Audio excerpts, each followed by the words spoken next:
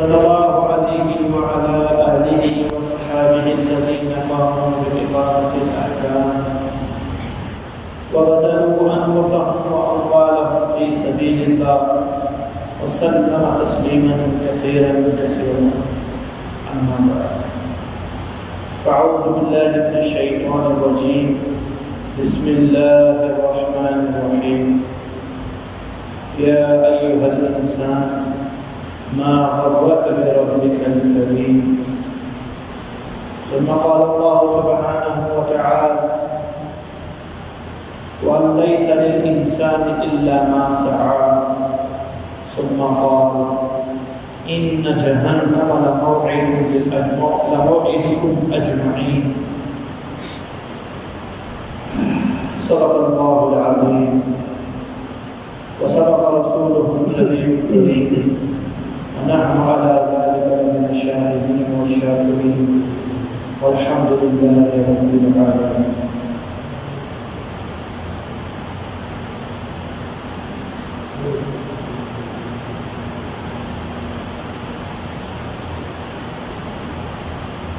میرے محترم بھائیوں دوستوں بزرگوں،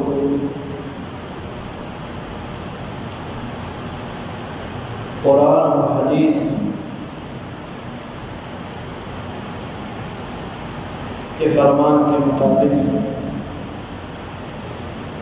دو ہی راستے ہیں حق تعالیٰ سبحانہ و تک پہنچنے کے، کوئی تیسرا راستہ نہیں ہے۔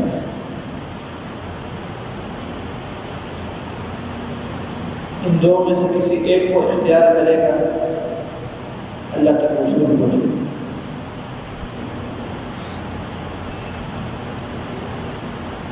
پہلا راستہ یہ عاشقانہ راستہ ہے، یہ محبت کا راستہ ہے، یہ انبیاء اور صدیقین کا راستہ ہے کہ اللہ کی محبت کے شوق میں اللہ تک پہنچنے کی کوشش کریں۔ یہ پہلا راستہ ہے۔ دوسرا راستہ اور دوسرا طریقہ اللہ کی عظمت کی وجہ سے اللہ سے ڈرنا، یہ دوسرا راستہ۔ ایک راستے کو کہتے ہیں شوق، محبت شوق کی علامت ہے، اور دوسرے راستے کو کہتے ہیں خوف۔ اس کے علاوہ قرآن حدیث کو تیسرا کوئی رستہ نہیں۔ یا شوق کی بنیاد پر، محبت کی بنیاد پر اللہ تک پہنچنے کی کوشش کرے گا، اللہ کا فرمان اللہ کی محبت کی وجہ سے پورا کرے گا، اللہ کے حکموں پر چلے گا، اللہ کی محبت کی وجہ سے اللہ کے حکموں پر چلے گا، اللہ نے جن کاموں سے روکا ہے رکے گا، اللہ کی محبت کی وجہ سے رکے گا۔ یا دوسرا راستہ اللہ کی بات مانے گا، اللہ کے ڈر کی وجہ سے رکے گا، اور اللہ نے جن چیزوں سے منع فرمایا ہے ان سے رکے گا، اللہ کی خوف کی وجہ سے رکے گا۔ بس یہ دو رائے، یہ دو راستے، یہ دونوں راستے نبی کے راستے۔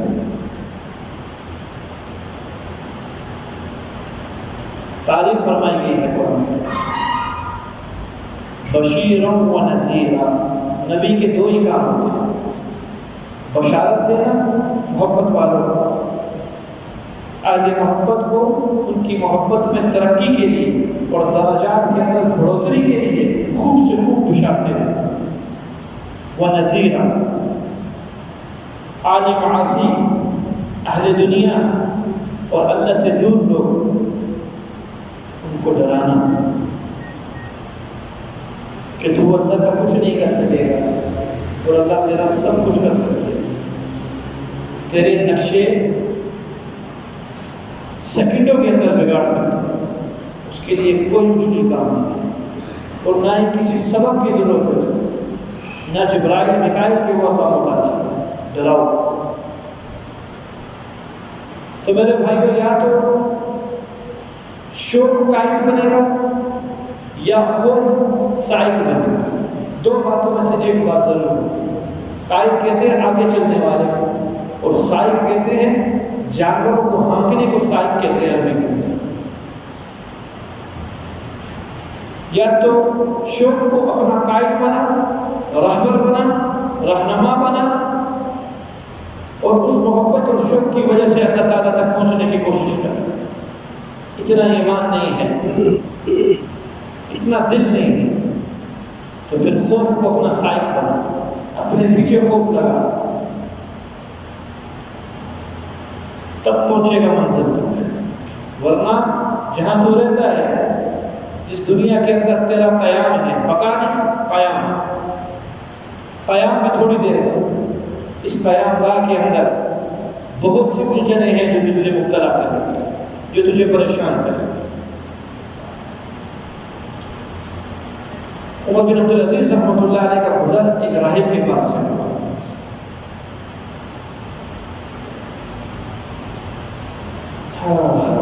عمر بن عبدالعزیز رحمۃ اللہ نے راہب سے کہا اگر تو مجھے کچھ نصیحت کرے تو میں تیری نصیحت کو قبول کروں۔ تو راہب نے کہا عمر، دنیا میں یوں زندگی گزار کے جا جیسے تیرے دائیں بائیں حشرات و ناس درندے ہو، موذی جانور ہو، اور وہ تجھے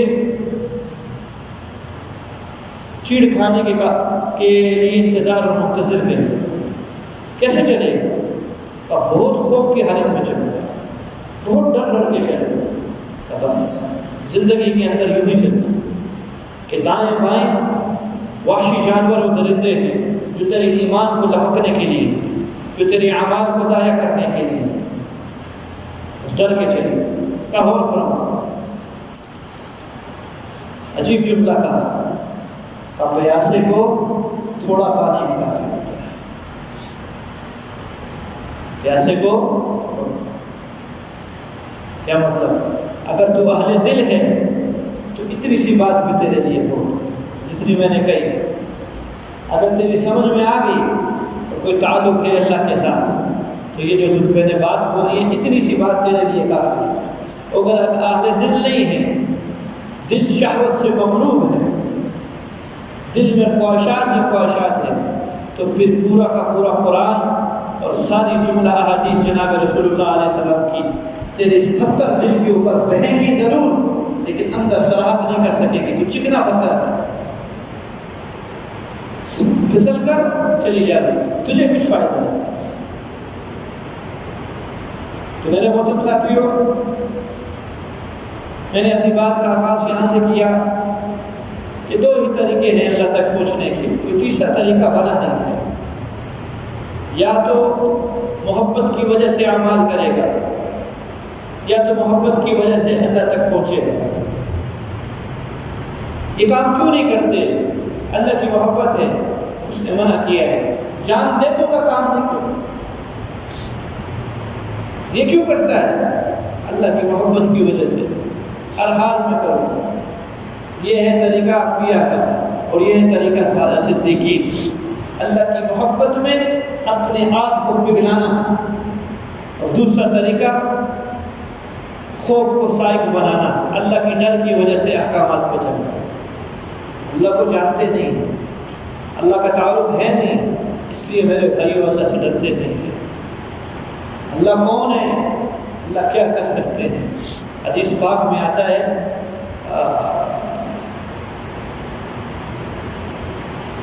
جب شیطان نے نافرمانی کی اللہ کے سامنے، اللہ کی وہ مقام جلال پہ تھا، اس کے ساتھ فرشتے بھی تھے، فسجدوا الملائکہ، سارے کے سارے فرشتوں نے سجدہ کیا، شیطان نے نہیں کیا۔ کہ جبرائیل اور میکائیل کا دل پھٹ گیا کہ یہ کیا کیا اس نے؟ شیطان کے اوپر طرف کھاتے ہوئے نہیں، اللہ کی جلال کی وجہ سے کہ اس نے ابھی اللہ کی نافرمانی کی، اللہ اس کو کرے گے کیا؟ اس بات میں آتا ہے حضور صلی اللہ علیہ وسلم جب معراج میں تشریف لے کر گئے، اللہ نے حضور صلی اللہ علیہ وسلم نے فرشتوں کو دیکھا، بے شمار فرشتے تھے، ان گنت، جن کی گنتی نہیں ہو سکتی۔ وہ سب کے سب کومے کی حالت کے اندر ہے. بس جب حکم ہوتا ہے تو اس کام کی تکمیل کے لیے چلتے ہیں، ورنہ وہ کومے میں ہے. آپ صلی اللہ علیہ وسلم نے عرض کیا، فرمایا جبرائیل سے، جبرائیل ان کی حالت کیا ہے؟ یا رسول اللہ یہ تو کچھ بھی نہیں، آگے چلیں گے آپ کو عجیب مناظر دکھلائی دیں گے. جب سے جہنم بنی ہے یہ کومے کی حالت میں، یعنی کسی نے مسکراتے ہوئے نہیں. ایک اور روایت میں آتا ہے اللہ کے رسول صلی اللہ علیہ وسلم نے فرمایا ہم جب معراج پر گئے تو جبرائیل نے ہمیں ایک بات سنی، اس فرشتوں کی حالت دکھلائی کہ جب اللہ نے جہنم بنائی تو خوف کی حالت کی وجہ سے ان کے سینوں سے کلیجے باہر نکل گئے، اور اس وقت تک باہر رہے جب تک اللہ نے انسان کو نہیں بنایا. جب انسان بنا پھر وہ کلیجے اندر گئے. اللہ کو جانتے نہیں اللہ ہے کون. جس بات میں آتا ہے حضور صلی اللہ علیہ وسلم ایک دفعہ جبرائیل تشریف لائے. اللہ کے نبی جبرائیل کو دیکھ کے بے ہوش ہو. جبرائیل کی حالت ایسی تھی کہ جبرائیل ماذا حدث بک، تجھ کو ہوا کیا ہے؟ تو اس حالت میں تو کبھی بھی نہیں آیا. کہ یا رسول اللہ اللہ کے جلال کو دیکھ کے آیا، میری حالت ایسی ہوئی.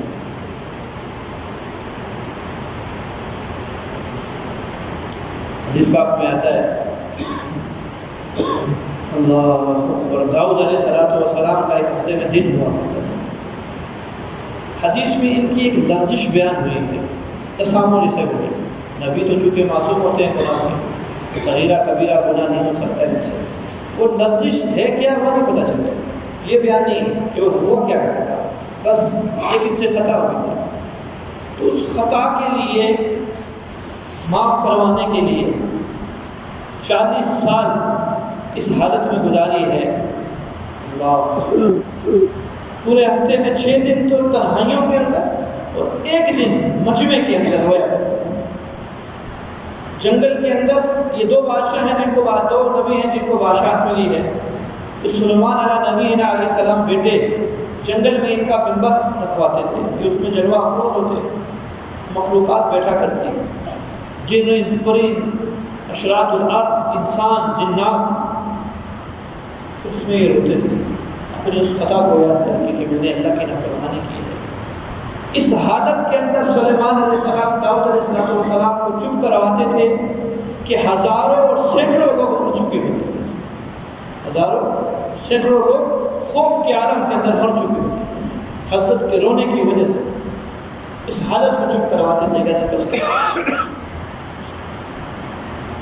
حالت غیر ہے. مولوی صاحب کی حدیث ہے،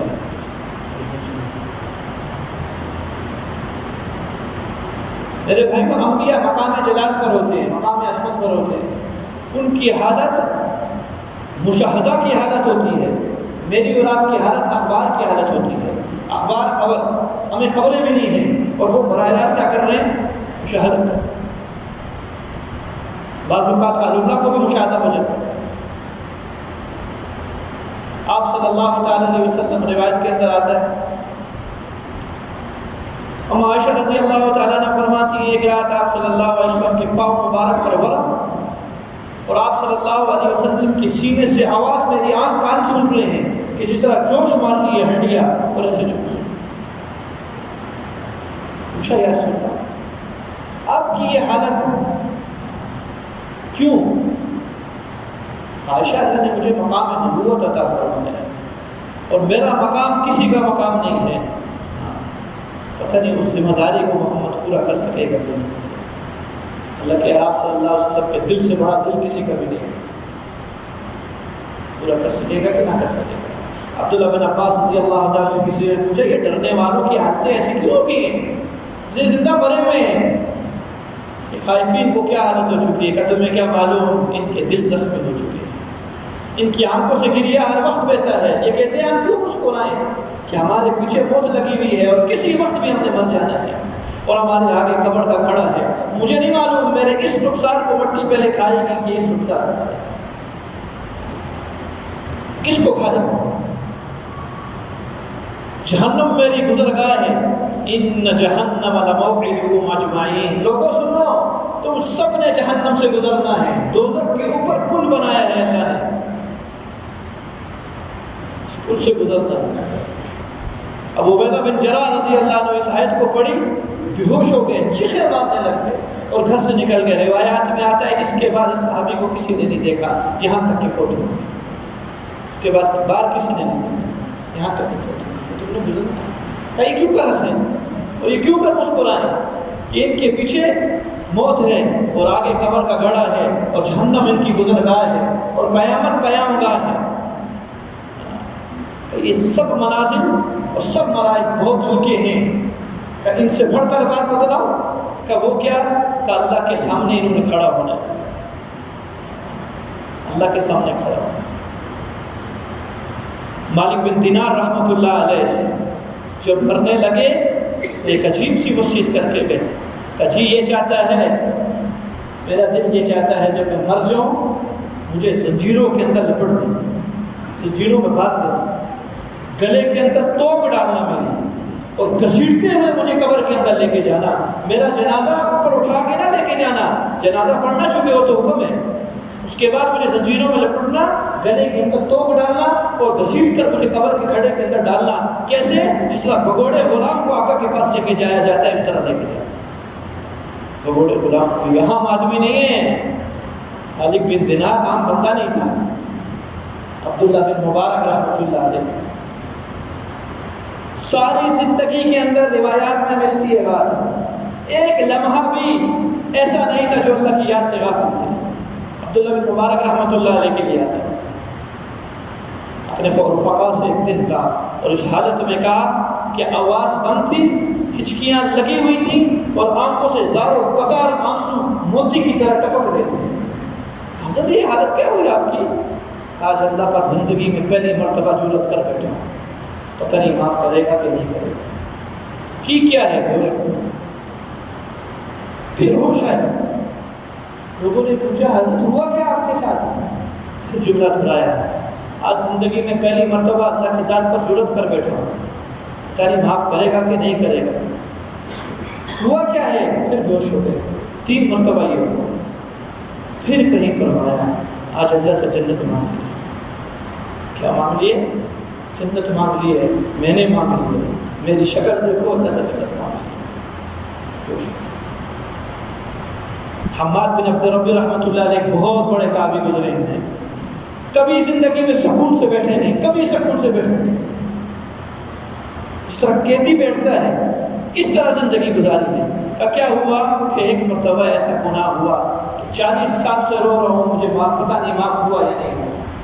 اور ہوا کیا کہ میں گھر میں دسترخوان پہ کھانا کھا رہا تھا، میرے دروازے پہ دستک ہوئی، میں نے ذہن میں سوچا کہ کھانا اعلیٰ نعمت ہے یا مسلمان اعلیٰ نعمت ہے، تو پتہ چلا مسلمان کا اکرام بڑی نعمت ہے، کھانے کو چھوڑ کر اس سے ملنا چاہیے۔ تو میں نے کھانے کو موقوف لیا اور میں باہر گیا۔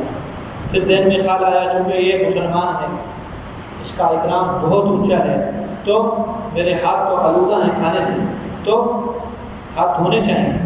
اتنا بھی انتظار کرانا ہے اپنے اوپر حرام سمجھا کہ مسلمان میں نے اتنی دیر بھی آرام کر انتظار کرے کہ میرے ہاتھ دھل جائیں۔ پھر میں نے وہ دیوار سے ہاتھ صاف کر لیے، ہاتھ تو صاف کر بیٹھا۔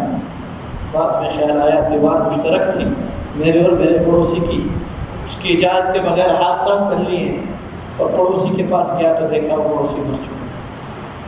40 سال سے اس گناہ پر رو رہا ہوں، اللہ جانے بخشے گا کہ نہیں بخشے گا، اللہ جانے بخشے گا۔ یہ حالت تھی اہل دل کی۔ اس سے آگے کی سنا، اللہ اکبر۔ عطا سلمی رحمۃ اللہ علیہ بہت بڑے محدث گزرے، بہت بڑے عالم تھے۔ حضرت ساری زندگی کبھی آسمان کی طرف نہیں دیکھا، حیا کی وجہ سے، حیا کی کبھی آسمان کو نہیں۔ 40 سال زندگی کے بغیر مسکراہٹ کے گزار دیے۔ جب مرنے لگے تو لوگوں نے پوچھا حضرت کوئی دل کی خواہش؟ جہنم کے خوف نے ساری خواہشات نکال دی، کوئی خواہش نہیں۔ ان کی روایات میں ملتا ہے کہ ایک مرتبہ اتفاقاً نگاہ آسمان کی طرف ہوئی کا غم کی وجہ سے چھوٹی آنٹ پھٹ گئی. جب کہیں بجلی چمکتی، ہوا تیز چلتی، کوئی حادثہ ہوتا، چیزوں کے اندر مہنگائی آ جاتی، آب و ہوا گرد و غبار ہو جاتی، کہ سب عطا کی وجہ سے ہو رہا ہے، سب عطا کی وجہ سے ہو رہا ہے. جب تک نہیں مرے گا اللہ کی مخلوق کو سکون نہیں ملے گا. اس کی گناہوں کی وجہ سے سب ہوتا ہے، سب اس کی وجہ سے ہوتا ہے. جب تک نہیں مرے گا.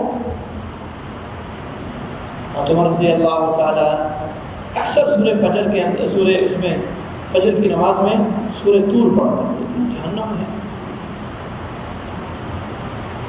ایک دن گدھے پہ سوار کر جا رہے تھے. دور اچھا تھا، خیر القرون محمد رسول اللہ کا دور تھا. گھروں سے قرآن کی آوازیں آیا کرتی تھیں. ہمارا تھوڑی دور ہے. گاڑی میں بیٹھو تو کسی اور چیز کی آواز، گھر میں سنو تو کسی اور چیز کی آواز. پھر کہتے ہیں میں اللہ سے بہت ڈرتا ہوں. صرف میں آپ کو اللہ کا ڈر سنا ہوں کہ اللہ کا ڈر کس کو کہتے ہیں. تو آواز آئی، وہ آدمی سورہ طور ہی پڑھ رہا تھا. جب وہ اس آیت پہ پہنچا، ان عذاب ربک لواقع ما له من دافع، تحقیق تیرے رب کا عذاب ان قریب آنے والا ہے اور اس کو دور کرنے والی کوئی چیز بھی نہیں ہے. گدھے سے گر کر بے ہوش. 1 مہینے تک لوگ عیادت کرنے کے لیے آتے تھے، صرف نماز کے لیے آنکھ کھلتی تھی پھر بے ہوش رہتے تھے. حضرت علی رضی اللہ عنہ نے فجر کی نماز پڑھائی. نماز کے بعد چہرہ اترا ہوا تھا، غم زدہ تھے، خوش نہیں رہ گئے تھے. لوگوں کو مخاطب کیا، لوگوں سنو، میں نے محمد رسول اللہ کے ساتھی دیکھے ہیں، غبار آلود، پورا گندا بال، کپڑوں پہ پیوند لگے، ان کے اونٹ خشک، پیٹ کی بھوک کی وجہ سے ان کی گال پچکے ہوئے ہوتے تھے.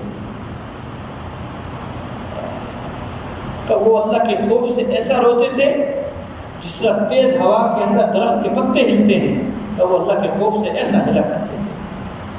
ان کی پیشانیوں پر بکری کی زانوں کی طرح، زانوں کے برابر نشان ہوا کرتے تھے.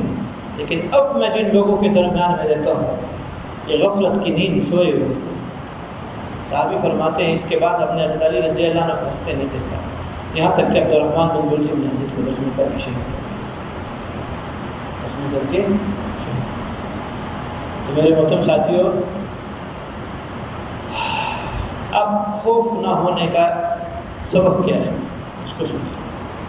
اللہ کی قسم کھاؤں 100 مرتبہ تو حانث نہیں ہوں گا، ہمارے دلوں میں اللہ کا خوف نہیں ہے.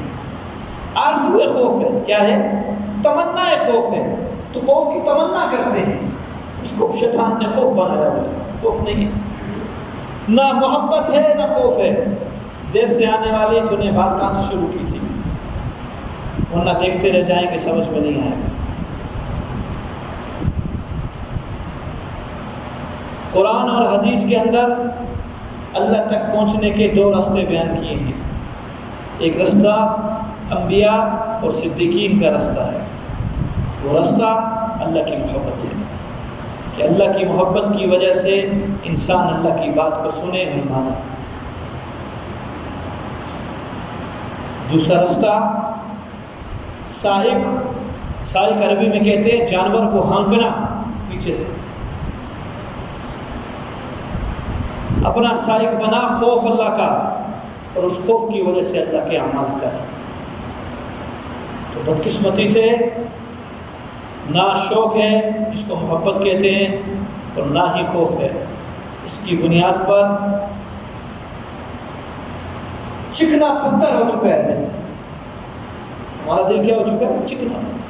جس کو قرآن نے یوں مثال دی ہے کہ بعض پتھروں سے پانی کے چشمے پھوٹتے ہیں. دیکھیں کہ ان کے دل چکنے پتھر ہیں، چکنے پتھر جن کے اوپر موسلادھار بارش ہوتی بھی رہے تو کچھ نہیں اگے گا. قرآن کی بارش، حدیث کی بارش ان کے دل پر ہوتی رہے کچھ فائدہ نہ ہوگا. جمے رہیں گے، جمے رہیں گے اسی طرح. کیوں؟ دل کیوں نہیں کامتا اللہ سے؟ یہ لوگوں کی باتیں سنائی ہیں میں نے، یہ سب اہل اللہ ہیں، سب مقربین ہیں، یا تو نبی ہیں یا تو صحابی ہیں یا تو تابعی ہیں. یہ وہ مجمع ہے جن کی اوپر کے 2 مجمع کی تو بخشش پر ہلکے اعظم میں کوئی تردد نہیں ہے، اور نچلا مجمع تابعین کا بھی اتنا کچھ کر چکا ہے کہ اللہ کے قانون کے مطابق یہ بھی بخشا جائے گا۔ غائب کا حال اللہ جانتے ہیں، ان کی اللہ کی خوف کی وجہ سے یہ حالت ہے۔ میرے اور آپ کے پاس کیا ہے میرے بھائی؟ تو وجہ کیوں ہے؟ دل کانپتا کیوں نہیں ہے؟ کہ میرے پاس دل نہیں ہے؟ یہاں گوشت کے لوتھڑے کی جگہ اللہ نے کوئی لویا یا پتھر کا لوتھڑا رکھا ہوا ہے؟ آنکھیں خشک کیوں ہیں؟ اس کے اسباب سنیے۔ کتابوں کے اندر وجہ لکھی ہے، وجہ یہ ہے گناہوں کا زیادہ ہونا، نیکیوں کا کم ہونا یہ وجہ نہیں ہے۔ دل کے سخت ہونے کی وجہ کہ جی گناہ زیادہ ہیں نیکیاں کم ہیں اس لیے دل پتھر بن چکا ہے، نہ، یہ وجہ نہیں ہے، بلکہ اس کے دل پر شہوت کا غلبہ ہے۔ اس کا غلبہ ہے؟ شہوت کا غلبہ ہے۔ شہوت کی تعریف خالی یہ نہیں ہے کہ شہوت کو پورا کرنا، ہر دنیا کی محبت شہوت ہے، ہر دنیا کی محبت شہوت ہے۔ نفس کے تابعداری کرنا شہوت ہے۔ نفس کا پجاری کبھی رحمان کی عبادت نہیں کر سکتا، یہ یاد رکھنا بات۔ نفس کا پجاری کبھی رحمان کی عبادت نہیں کر سکتا، کبھی نہیں کر سکتا۔ کرے گا عادت کی بنیاد پر کرے گا، کرے گا طبیعت کی بنیاد پہ کرے گا، کرے گا حالات کی بنیاد کے اوپر کرے گا۔ غم میں قرآن پڑھے گا، خوشی میں کبھی قرآن نہیں پڑھے گا۔ میت پر قرآن پڑھے گا، زندگی میں کبھی قرآن نہیں پڑھے گا۔ حالات بگڑیں گے نفل پڑھے گا، حالات ٹھیک ہوں گے فرض بھی نہیں پڑھے گا۔ غم کا پجاری ہے، نفس کا پجاری ہے، رحمان کو نہیں مانے گا۔ اس کو اپنی نفسانیت اللہ کی ہر بات سے افضل نظر آئے گی، ناراض نہ ہوئیے گا۔ دلوں کی سختی اس وجہ سے ہے، دلوں کا رونا نہ رونا اس وجہ سے ہے کہ شہوت غالب ہے۔ اس وجہ سے نہیں کہ گناہ زیادہ ہو چکے نیکیاں کم ہے، نہ، یہ وجہ نہیں ہے۔ یہ تو علامات ہیں، دل کی سختی کی علامات ہے کہ گناہ ہی کرے گا، نیکی کبھی نہیں کرے گا۔ تو یہ 2 رستے ہیں بھائیوں، تیسرا رستہ تو قرآن اور حدیث نے رکھا نہیں ہے۔